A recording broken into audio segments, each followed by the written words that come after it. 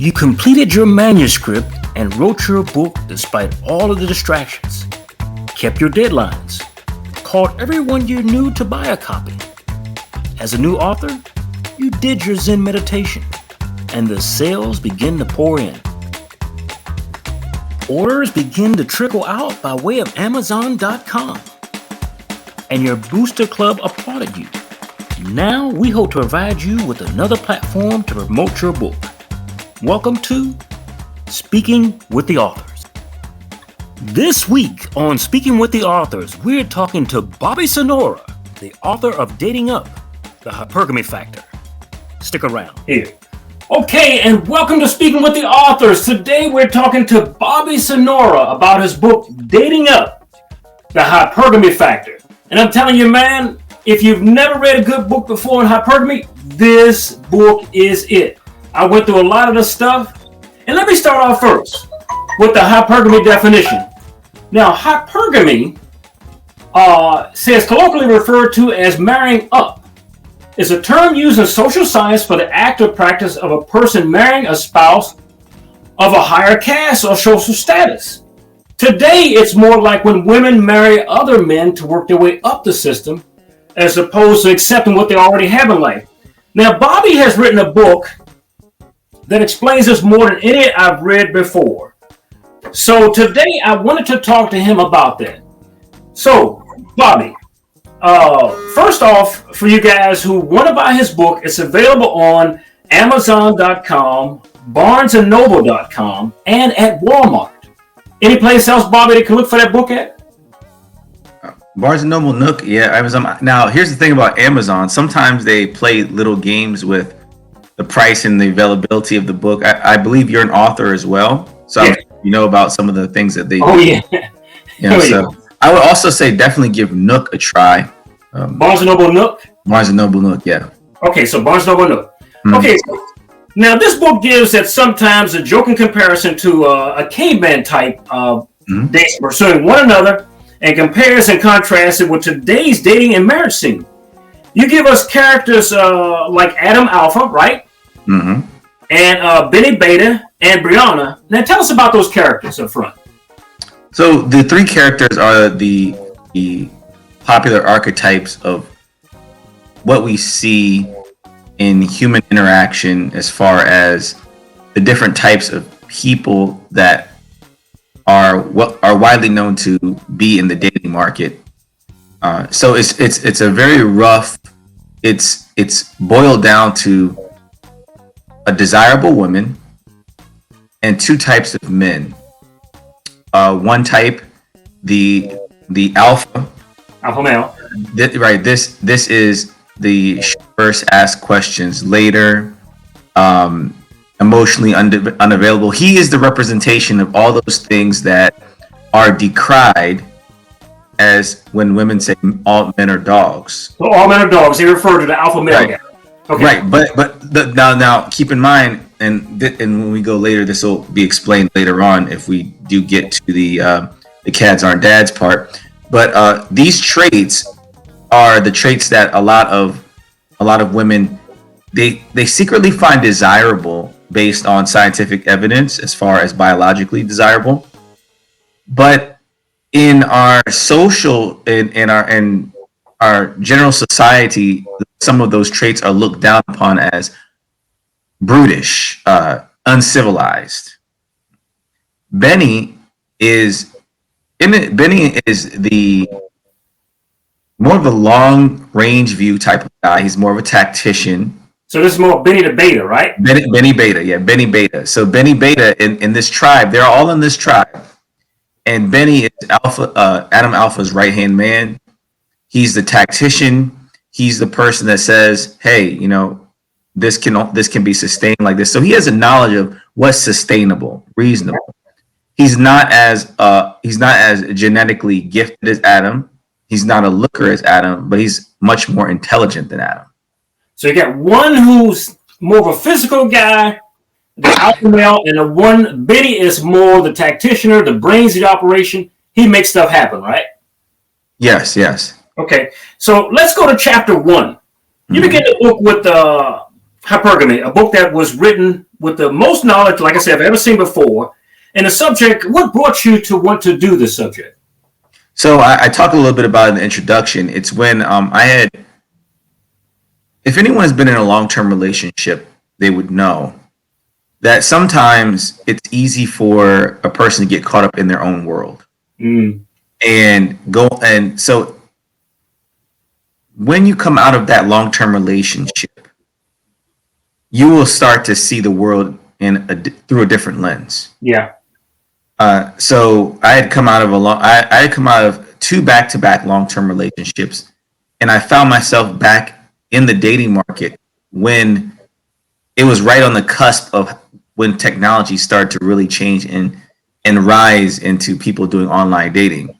So these two back-to-back relationships were long-term relationships. So like I said, you might have considered me a serial monogamous.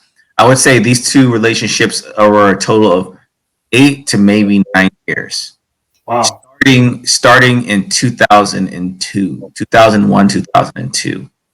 So from 2001, 2002 to about 2009, 2010, I was involved with two people only. So my world, as far as dating and meeting women and things like that, what was constrained to those two women that I was involved in separate times.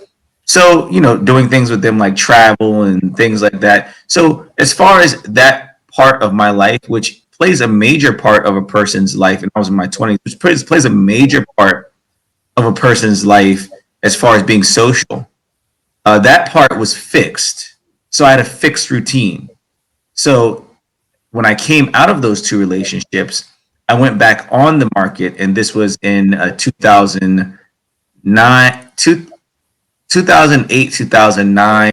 Okay. Definitely in 2010, I definitely saw it. And so back out there, huh? Yes, back out there, right. And so I started off with a group of people that I knew at the time and started hanging out with them and doing things. And some of my writings in the book called Male Angst is inspired by those groups of people. Some would consider them, as Garth Brooks says, friends in low places, if you will. Yeah, friends in low places. And this is when I started to notice how technology affected dating. People then were using Facebook Messenger as a proxy for like calling people up. So I talked about, I met this young woman in a bar and subsequently being ignored after getting the cell phone number. Whereas before, when I was in the market, when a woman didn't like you, she would either refuse your number, right? She doesn't usually give you a fake number. No. Say she'll either directly refuse you, like, talk to the hand, or she'll say, hey man, you know what? Thanks, but no thanks.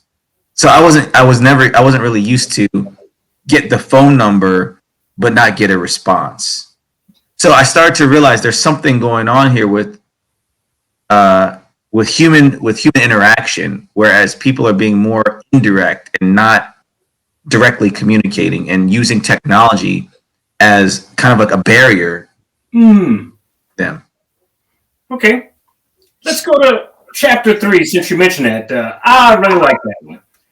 You're right, cads aren't dads. And I really enjoyed the beginning of that. Tell me a little bit about that. Cads aren't dads. And while you talk, I'm going to pull up that chapter. Sure. So the Cads Aren't Dads chapter in a nutshell explains that the type of men that are most likely to be considered desirable are the least likely to be the type of men that would be interested in a long-term nesting relationship. They're the ones that are least likely to be interested in paternal investment, meaning, wanting to raise kids and put that time in. Now, I mean, even in the terms of economics, I mean, economics is a social science, and biology has its own economics, which is the more abundant something is, the less people consider it as expensive, or the less it's in demand until there's a shortage. Like, for example, think of water, right?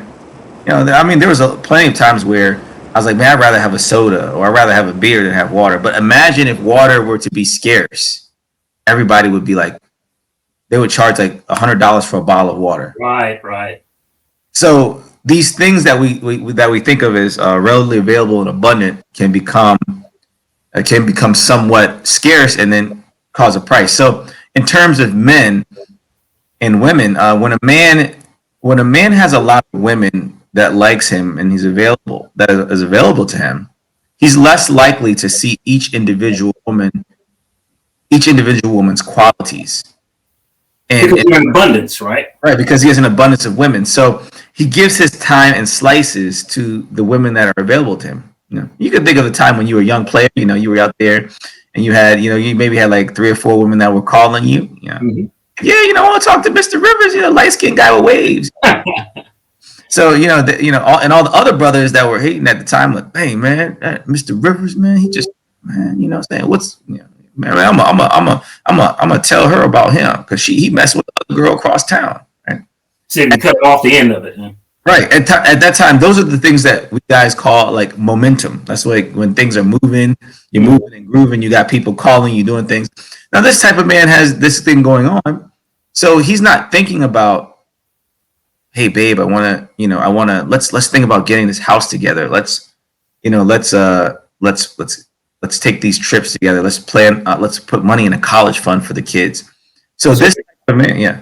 The cats would be more of the player. Yes. And I'd like to read a section of chapter 3. Sure. And for you guys out there, he has so much good information in this book that even between me and him talking in this 30-minute show, we won't be able to get enough of it out there. But I'd like to read you something because he does a lot of studies within this book. Like this particular study in Cats Aren't Dads, comparing that the alpha male who wants to screw the woman as compared to the guy that would actually marry the woman and take care of her. Mm-hmm. But he gives a study of Western culture, the U.S., the U.K., Australia, and Canada. Mm-hmm. And they did a study about women that have their cycles, so their menstrual cycles. Mm-hmm. And he was saying that while they were on their cycle, or right in between their cycle, they were more attracted to the cad, or what you would call a more honest society, or the player. And that when they were not on that, they wanted a more stable man. And I'm just shortening what he's saying. But in effect, the whole chapter is amazing. Let me read just one part to you. Mm-hmm. He says, there's an increasing evidence that changes in women's hormone levels during the menstrual cycle affect their social perceptions and preferences. And there is evidence that women preferences for masculinity, apparent health, and self-resemblance in faces change systemically during the menstrual cycle. Now, he has this line, and luckily this is an adult show, so I can say it. It says, alpha fuck, beta bucks. So in a sense, alpha can screw the woman, but the beta is paying for the woman. And the more suitable work function for the same name he has is alpha lays and beta pays. So one guy lays her, one guy pays for it, and that'd be the husband. Now, my background is in psychology, and I used to counsel couples in marriage for about 30 years. And so a lot of stuff you talk about is definitely true. Because I had to tell a lot of people, when women go to clubs at night, a lot of times that they go, a lot of them will find themselves on their period right at the time to go to club. Women, the closer they get to ovulation, the more aroused they do get. And that's because the body does not want the egg to die without being fertilized. Mm-hmm. Women have about 2% testosterone within them, a little bit over 2%. Males have about 89% to some 98% all the time. Mm-hmm. So males always aroused. Female, it takes her up to midnight. So she trends towards the 2% up towards midnight, which is probably get her laid while she's laying down. And that's when they go to the club. Mm-hmm. And more often closer to when they're going towards the menstrual cycle, because the body does not want the egg to die, it wants to be fertilized. Right. But I would give a class, and like I said, women have 2% testosterone, and they can't control themselves. Males got almost 90%, and they have to control themselves. But this is a beautiful book. So can I make a quick comment on that, Mr. Rivers, real quick? Sure. So essentially, like going back over what you said, the closer a woman gets to ovulation, the more attracted she is in what's called a masculine face. Guy, right? And so the point there is that she's more likely to have sex and get pregnant by a man who is least likely to want to make long-term plans with her, simply because at that time he's the one who has more options, and she's the one who wants that man that other women want. I hope everybody heard that. This is precisely right. He's saying that at the time that she does want to get pregnant, she is attracted to the guy, not just the alpha guy, but the guy who makes no long-term commitment. And that guy wants to screw her and keep going. So she's not attracted to sense when she's going through ovulation, right? Mm-hmm. Yes. Now, when it's over, which is the larger percentage of the month, she's looking for someone she's more attracted to an agreeable face. See, in the study, women are generally attracted to feminine features or soft features in men. Precisely, yeah. Generally, except for when they're ovulating. That's weird because when they're ovulating, the testosterone level is higher. So yeah, you are right. Yeah, but I think it's biological. I think it's weird by our standards, because keep in mind that the United States and I explain about this in evolutionary biology in general. Before we came into living in large groups and living together, doing farming practices, which is called Neolithic. Mm-hmm. We were largely a hunter-gatherer. We wandered where the food was and followed the rains, if you will. So, and also humans didn't live very long. So for the majority of the human human existence on this planet, as what's evidenced by science, humans didn't live even right before but hunter-gatherer humans didn't really live long after puberty. So, and also we didn't have the religiosity, if you will. I would argue that religiosity is something that came out of living in groups, because you had to be able to give people an incentive to stay together and produce. Right. Or there would always be people hitting each other over the head with clubs, dying. You would never be able to grow a civilization unless you had certain and controlled people in a certain way. Yeah. To us, it might be weird because we were raised, and our parents were raised, and our grandparents were raised in this society where, you know, men are expected to have a wife, and that was kind of like your right into passage of manhood, having a wife and kids. But before, for the majority of the human existence, biologically speaking, you know, like they said, it takes a village to raise a child. You know, there was because really you didn't know whose children was yours or not. Yeah, that's amazing. Okay, so I really love the point you made in chapter 4, the deadbeat dad argument. If you can talk a little bit about that, because society sort of thinks that the weight of the deadbeat father falls on the guy's shoulder, that the female has no concern in that's not really her fault. Can you tell me a little bit more about that, the deadbeat dad argument? The deadbeat dad, you know, on hindsight, I thought I could have actually combined the Cads Aren't Dads and the deadbeat dads into one section, because if you take those two sections together, it basically futes the idea that men are hopping around making babies and they're deadbeat dads. So in the deadbeat dad section, I take statistics, and to summarize everything, it shows that the number of women that have children by multiple fathers and the number of men that have children are large. Okay, the number of women or the percentage of women that have children by multiple fathers outnumbers the percentage of men that are having kids by different babies' mothers. Wow. See, because what I did was I took different articles and statistics that were roughly in the same time period, and so these men. So what you do is you see, okay, well, how many men have multiple children by one mother? That's and then you remove them, and you look at the men that are having multiple children by multiple women. So you look at them on one side. Okay. And on the other side, you look at the women. They had direct statistics about the women who are having multiple children by different dads. And by comparing those two groups, you can see, is it the men that are going around getting women pregnant? No, actually, as the number of children sired by the man increases, the percentage of men that sire those children decreases. Wow. We're talking about that small percentage of men. So, here's the thing. I'm not trying to go in on anybody, but there's statistics that in the, in particular, African American community, the rate of... Get your copy of Dating Up, the Hypergamy Factor at Nook, Barnes & Noble today. Links in the description.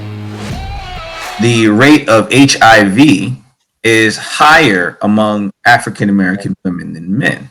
Now, we know that... I know that statistic. That is amazing. I know that. Go ahead, talk about it. Right. So I don't have the exact numbers, but I did read about this. And so the question is, if men and women are pairing off, because men and women, I address in the book, are born usually at a 1-to-1 ratio. Right. Okay.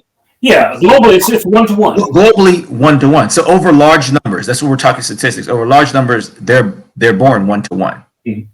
And so if you're assuming that the underlying assumption is that black men and black women are having sex, and black men now, and also scientifically, it's also easier for a man to transmit HIV to a woman than it is for a woman to transmit it to a man. Like, a woman really has to be like, have a open wound or a sore or something like that for a man to get it, and the man has to really be exposed to a viral load to get it. But technically speaking, it's easy for a man to transmit it than a woman. Yeah.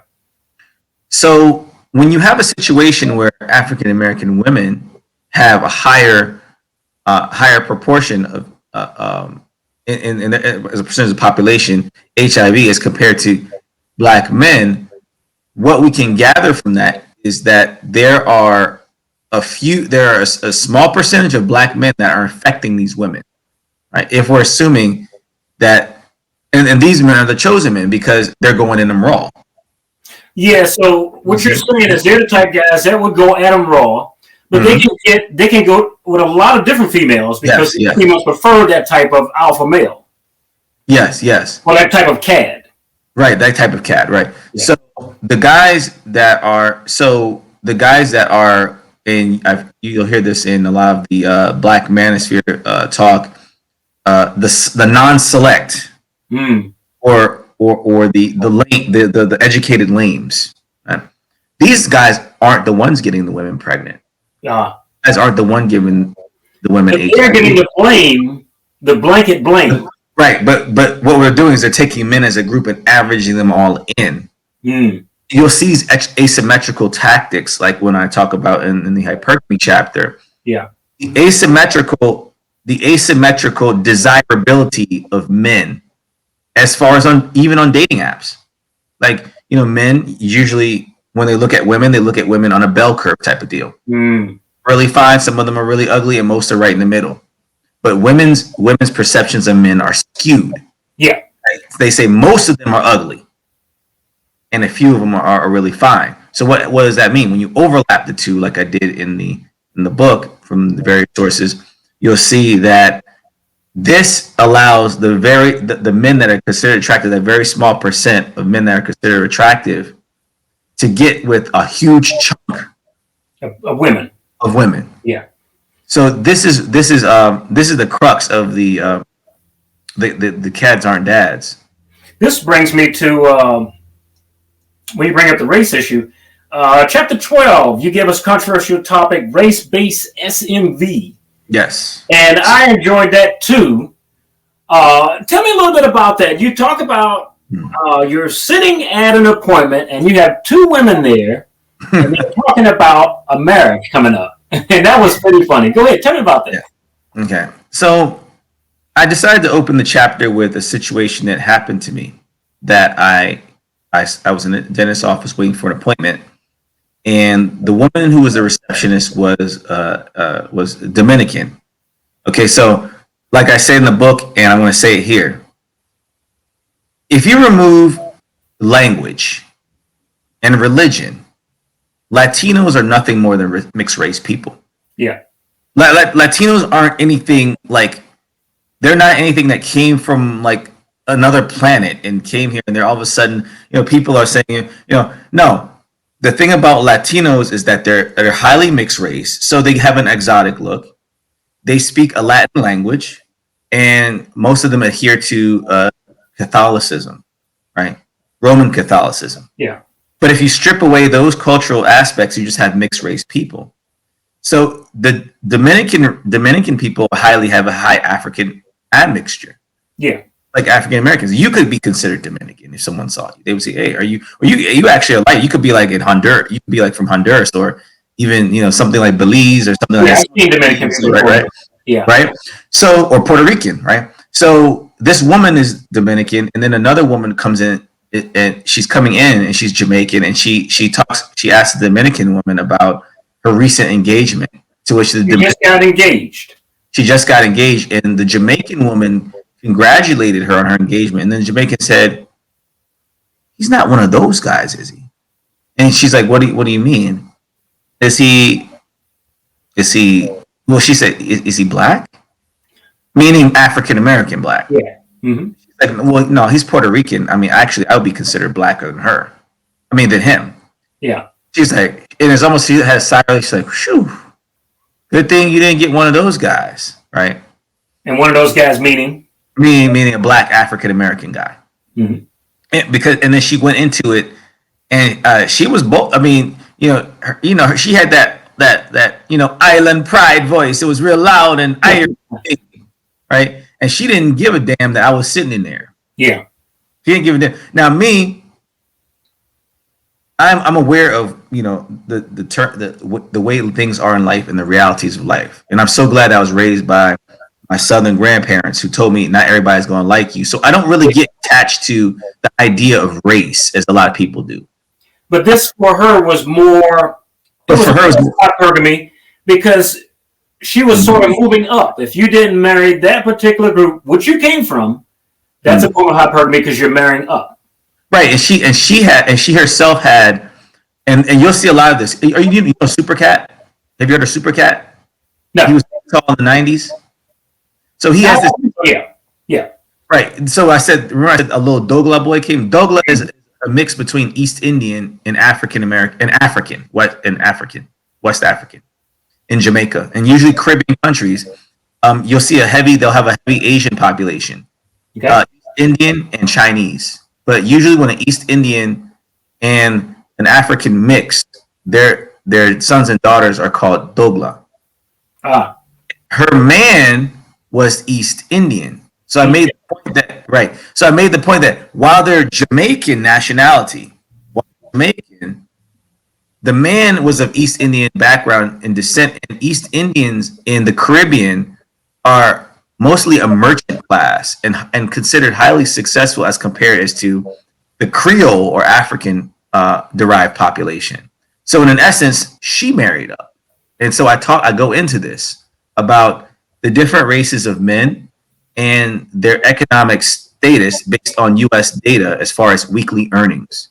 What I did was I ranked these men based on their economics. But when we get down to the nitty gritty about how they're being chosen on dating sites, they don't line up with what their level of earnings are.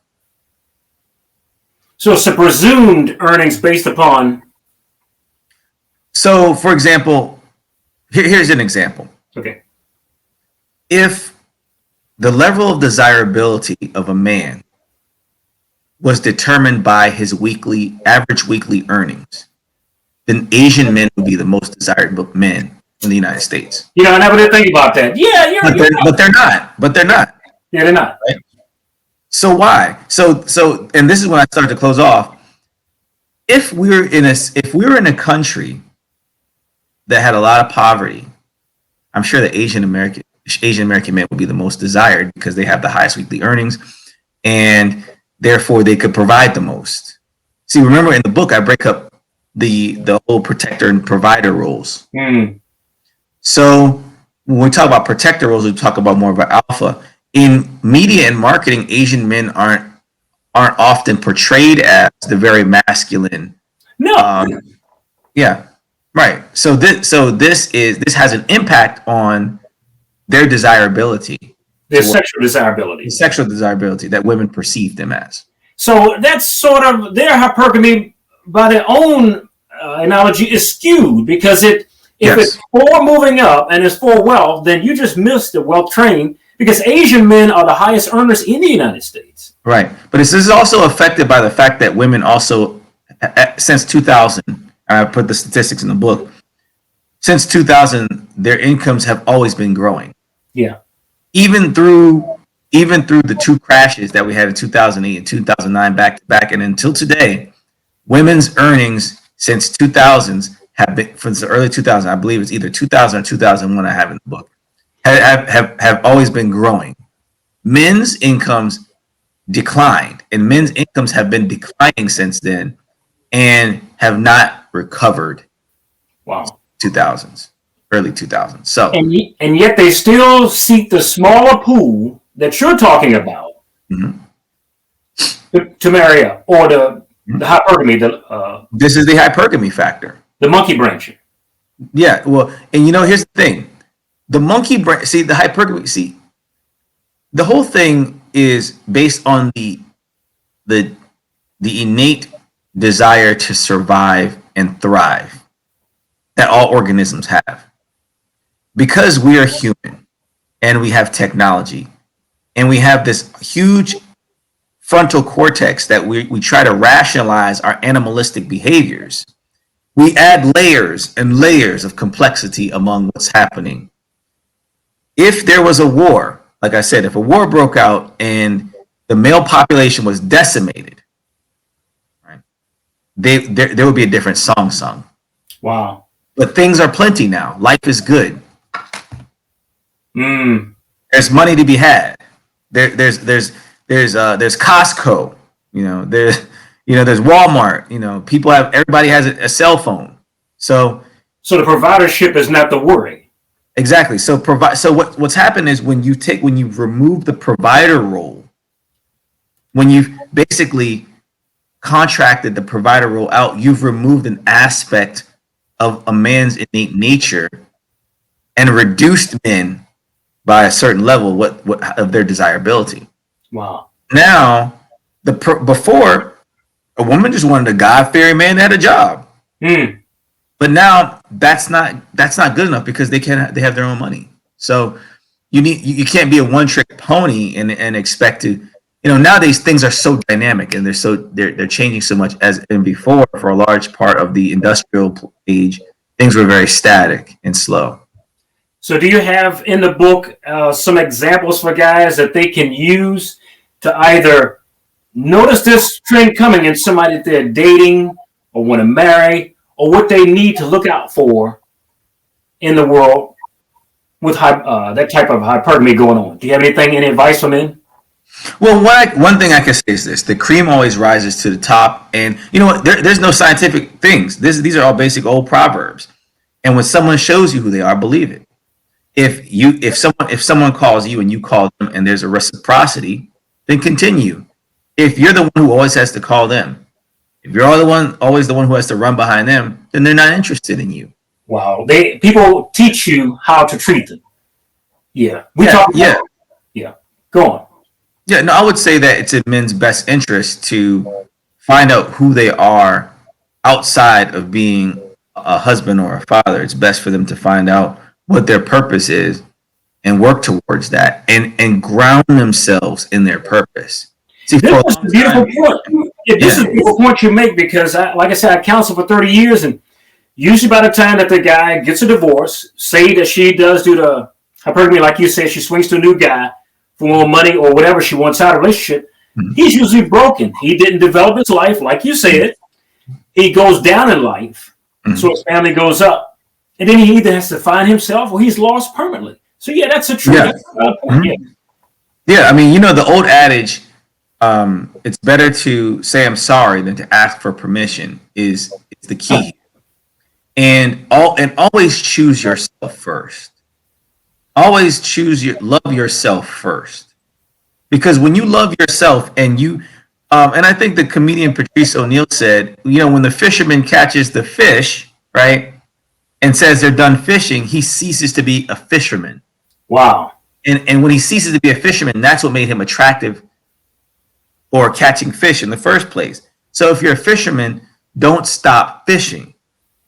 Whatever you're doing, don't stop doing it. Don't stop going to the gym. Don't stop improving yourself, and stay grounded in the differences that you can make in the world, and continue to raise your level of desirability and knowledge, and stay grounded in that. Women are going to come and they can potentially go. Yeah. You have no control over that. And in the book, I talk about exit strategies.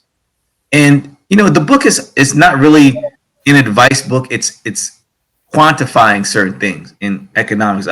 Did you get a chance to do any of the the problem sets or not? Yeah, I did. Yeah. Okay. And if anybody, like he's talking about, if anybody gets a chance, they're not difficult. This book provides information that you can't get in a manosphere, whether you red pill, whether you MGTOW, or just a normal guy.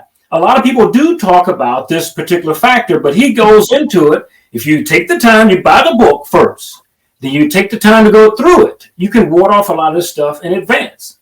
But before we go, I like to talk about what you talk about, looks, the fact that women judge men in life. And I'll take a break real quick. The book we're talking about today is Dating Up, the Hypergamy Factor by Bobby Cenoura, Cenoura. It's available at Amazon.com, at BarnesandNoble.com Nook. And he says that's a preferable way to buy it, through the Nook. And at Walmart, I see. But if you can tell me about that, Bobby, on the looks, as far as it says how women value men's looks, athleticism, money, power, status, or lamps, for short. Okay, so when I first came out into new knowledge of what I learned and what is considered the manosphere of today, before, like I said in the book, I was like, am I crazy? Or is this happening to other people? And if so I just went in and I just typed on YouTube, I just typed in something about dating or some problem, and then up popped like Sandman's name. Wow. And then I started listening to him and I was like, wow. You woke up. Oh. Right. So then this led me to this guy named Truth Over Everything. And this lamps model, right, was expounding upon the LMS, looks, money, status. Mm-hmm. So what I did was I used these, I found different quantitative ways to measure looks, athleticism, money, power, and status. Now these 5 factors are weighted together to produce what's called your overall sexual marketplace value. Now you can have an infinite number of theoretically things that could make you attractive to a woman. But for example, as far as looks are concerned, I used this what they call the golden ratio. Okay. Right, which is a person's facial proportions, because the research shows that facial symmetry is highly correlated with attractiveness. With your eyes being even, your mouth being straight across, that sort of thing. Right. Okay. And so like for example, you have pretty symmetrical features. Yeah. So you could easily get a job in advertising, marketing, and what you're doing right now. You could easily get a job doing it, even though you're doing it on your own. You could easily get a job doing it. But let's say someone who had like crooked teeth, or like say like one ear higher than the other, or something like that. They're not gonna be hired as much as to be the face of the organization. It might be the back end of the organization. You know, that might be a good researcher. So this golden ratio basically comes down to a face length percentage, okay, which you'll find in the book and how it's calculated. And it's in chapter 5. And it's chapter 5. For athleticism, I use body fat percentage. Okay. Oh, and by the way, for looks, I also used a man's shape. So in other words, his ratio of waist to hip ratio as well, because it's a sign of in men, it's a sign of health. You know, when your middle section, when your midsection is trim, right? Exactly. That's a sign of health. And you also, if you work out, you notice a lot of women like that V shape. You know, it's like a diamond. It's like you got the traps, the lats, and you got this like diamond look, you know. And so women like that V shape, you know. So that's a part of that. Athleticism is body fat percentage. Okay. That's self-explanatory. Money.